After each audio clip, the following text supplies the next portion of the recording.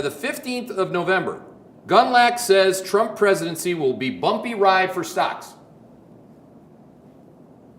15th of November of 2016. We are at the all-time highs for stocks, and the presidency on 11/15. That doesn't look bumpy. That looks like the most epic run to all-time highs I've ever seen, Jeff.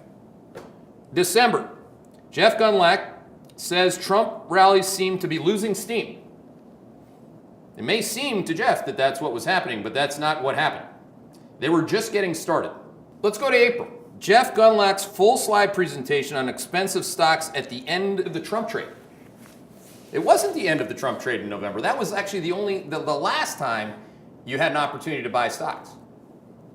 Big opportunity. That's when implied volatility premiums in the NASDAQ were like 100%. Going into earnings season, it was going to be the best earnings that we've seen from tech on a relative and absolute basis going back years. Okay? So I think it's appropriate to call him out on this because that was dead wrong. Dead wrong, because he was starting with valuation, not with the prevailing conditions of profits accelerating and GDP accelerating.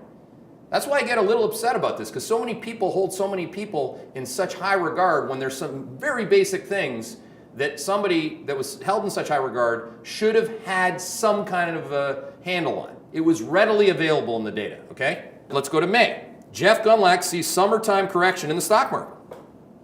The stocks ended the summer at all-time highs. That was in May. In June, middle of June, Jeff Gundlach sees trouble, says traders should raise cash literally today at the lows of June.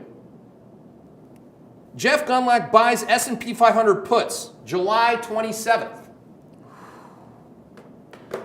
I trade puts and calls. That lost a lot of money, okay? So it gets me a little upset, and pardon me, I'm just as human and flawed as everybody else. Because people get hurt by pundits. They get hurt by lacking a process and just waking up one day hoping and praying that some pundit gave them a shortcut to short the market at tops or to buy bottoms. Top calling and bottom calling, it should upset you.